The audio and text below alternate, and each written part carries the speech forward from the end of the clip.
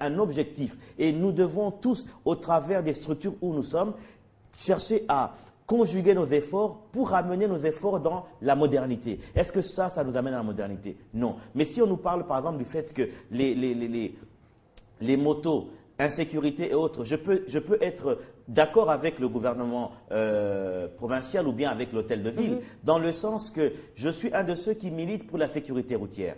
Parce que la plupart de ces personnes qui roulent à moto, ils se comportent comme s'ils avaient deux corps, comme s'ils avaient un corps au propre et un autre en échantillon. Et celle qu'ils utilisent pendant la journée, c'est le corps en échantillon. Pendant ce temps, ils se tuent et ils tuent d'autres personnes, s'ils sont suicidaires.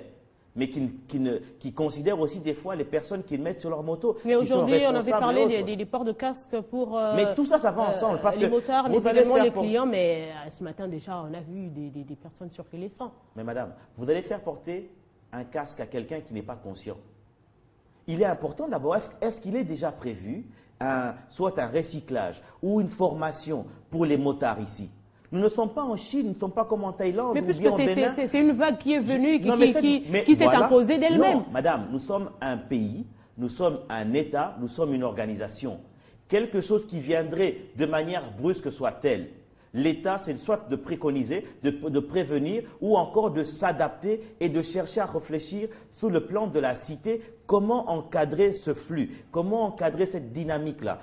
Ça veut dire que même sur nos chaussées, il n'est même pas prévu des voies pour ces motards pour rouler afin qu'ils ne soient pas embêtés. Mais on voit également des motards qui vont en sens inverse, c'est-à-dire qu'ils vont au-delà. Tout ça parce que simplement, ils ne sont pas formés. Tout ça parce que simplement, ils ne sont pas éduqués de la manière civique à se comporter sur la chaussée. Il faudrait que maintenant, à ce moment-là, que l'hôtel de ville réfléchisse comment faire pour qu'il y ait un recyclage pour tous ces motards, comme qui dirait, autodidactes, parce qu'ils estiment que comme il meurt de faim à la maison, il a 1 000 $, il achète une moto, ça va commencer à lui faire des rentrées de 15 000 francs par jour. Bon, d'accord, mais pendant ce temps, comment te comporter pour réellement garantir ces 15 000 francs-là? C'est le rôle de l'État de faire, au travers des associations, les former, leur donner je ne sais pas si c'est des vignettes ou des coupons pour dire qu'ils réellement, ils ont été formés de la manière civique à se comporter. Si nous, on ne sait pas, regardons avec d'autres nations africaines qui ont évolué dans ce domaine-là. Le Bénin, les pays comme le Bénin, le Togo et autres pays d'Afrique de l'Ouest qui ont déjà cette culture des motards. Ils peuvent quelque part nous aider à savoir comment cadrer ou encadrer ces personnes-là. Non pas simplement dire que non, on ne veut pas. Quand on ne veut pas, vous savez, j'aime bien souvent dire ce que Lavoisier a dit, que rien ne se perd, mais tout se récupère. Et vous ne pouvez pas empêcher une évolution de masse, comme qui dirait, une génération ou bien une innovation qui arrive. Vous ne pouvez pas l'empêcher par rapport simplement à une volonté politique, provinciale soit-elle. Mais puisqu'on parle seulement de 19 heures, on les voit circuler en pleine journée, en pleine journée où il y a également des roulages. Et vous allez voir, après 19 heures à 20 heures, est-ce que vous voyez des roulages sur la route? Mais non, il n'y en a pas. Est-ce qu'il y a des motards sur la route? Puisqu'on en parle. Donc vous savez, on crée des lois cosmétiques, c'est du show. Oui, M. Petit-Léno. Non, mais je pense qu'il faut d'abord rectifier quelque chose. Vous savez, s'il faut jeter de fleurs, il faut jeter de fleurs au roulage. J'en vois, moi je suis à l'UPEN, j'en vois même à 21 heures sur la chaussée. Et je me demande, quand je le vois, je me demande qu'est-ce que l'État donne à ces hommes, fait comme moi, de la chair et du sang. Vous voyez, vous restez debout, j'en vois quand je descends à 7 heures, je revois le même figure à 21 heures, à 22 heures. Là aussi, il faut que, c'est aussi un casus gouvernant, il faut que le gouvernant nous donne des réponses. Nous disons à la position scientifique, il ne faudrait pas qu'il y ait de pourquoi sans parce que. Il faut que dans une société démocratique, nous arrivions à apporter des parce que à tout le pourquoi. On parle de motards, comme vous le dites si bien. Mais je le vois, ils ont réclamé dernièrement, je suis dans l'île de Chêne ici, ils disent nous avons des permis de conduire. Mais posons, vous êtes télé 50. Eh bien, vous êtes dans la modernité, plus que même la modernité. C'est à quoi je vous lancerai de fleurs. Eh bien, posons, où est le centre où on apprend aux jeunes gens de rouler sur une moto? Il n'y en a pas. Ils ont des permis de conduire comment?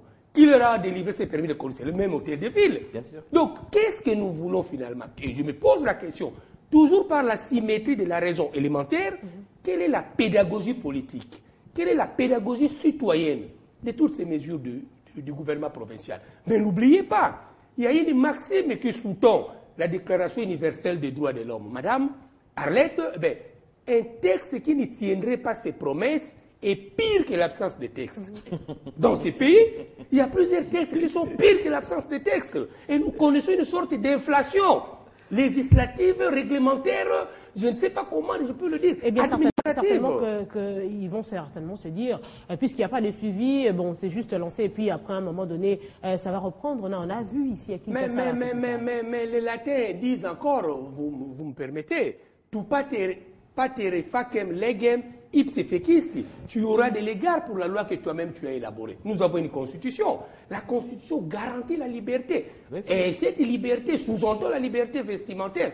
Pour autant que par ton habillement, tu ne choquerais pas le mœurs. Tu n'enfreindrais pas aux normes de l'ordre public. Mais qu'on nous dise, je suis juriste, opposition scientifique, le babouche ferait quoi? Est-ce qu'on est beau quand on a des belles chaussures? Mais j'en connais que je vois, ce matin je les ai vus, le long de l'avenue du commerce, des belles femmes, de beaux messieurs, en babouche, avec des pieds pratiquement propres. Mais j'en ai aussi vu des jeunes gens, des jeunes messieurs en chaussures, en pantoufles, mais comme ils ont des pantalons qu'on appelait quand nous grandîmes dans cette ville, Ungaru, mais le tidet est pratiquement dégarni. Donc ça ne fait pas la beauté de la ville. Voilà en fait ce pourquoi nous disons, il faut que dans tout ce que nous ferons, dans une société démocratique, que nous y mettons un peu de la rationalité. Et ce n'est que par la raison objective, pas la raison subjective, qui porte sur le visage d'Arlette, si beau soit-il. Donc je m'en réjouirai, en tant que créature de Dieu, bien sûr. Mais une rationalité qui porte, comme l'a dit Samuel au début, sur des faits objectivement établis, sur des agrégats scientifiques qui se parlent, qui s'émeuvent, sans état d'âme, sans je ne sais pas quoi, autre, je dirais, accrochage relationnel.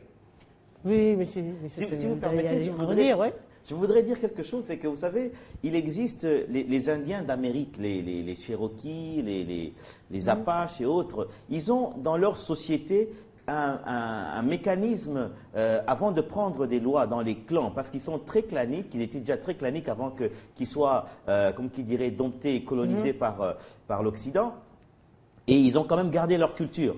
Alors, en Amérique, comment dire, ces Indiens d'Amérique, ils ont pour culture qu'avant de pouvoir prendre une loi qui a trait à la gestion de leur clan, de leur groupement, ils vérifient, ils veillent en sorte que cette loi soit utile au minimum à cette génération. Au minimum à cette génération. Quand on doit réfléchir en tant que sage du clan sur quelque chose, il y a tel problème, tel autre problème, nous commençons à émettre des idées. Mon frère, il émet son idée. Ma soeur, telle que vous êtes, vous émettez votre idée. Nous jaugeons votre idée en fonction du tamis, du temps, pour dire est-ce que ça sera utile pour cette génération. Si cette loi est utile à une seule génération, elle tombe. À 3 générations, elle tombe, ainsi de suite. Vous comprenez?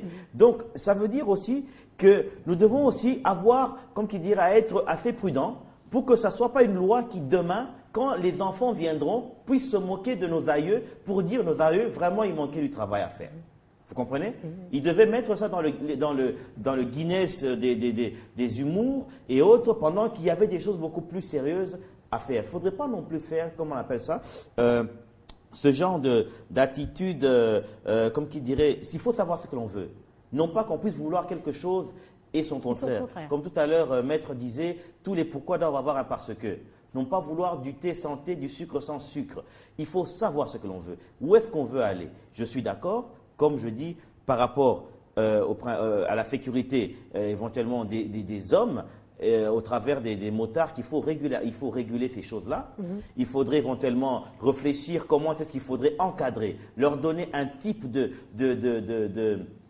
je sais pas, de permis, et qui ferait en sorte que pour sécuriser les transportés, qu'ils puissent constater qu'avant que je monte sur ta moto, qu'ils puissent même avoir le droit de dire la Kisanga, carte Nayo, de former. C'est-à-dire que tu as été formé pour transporter les gens.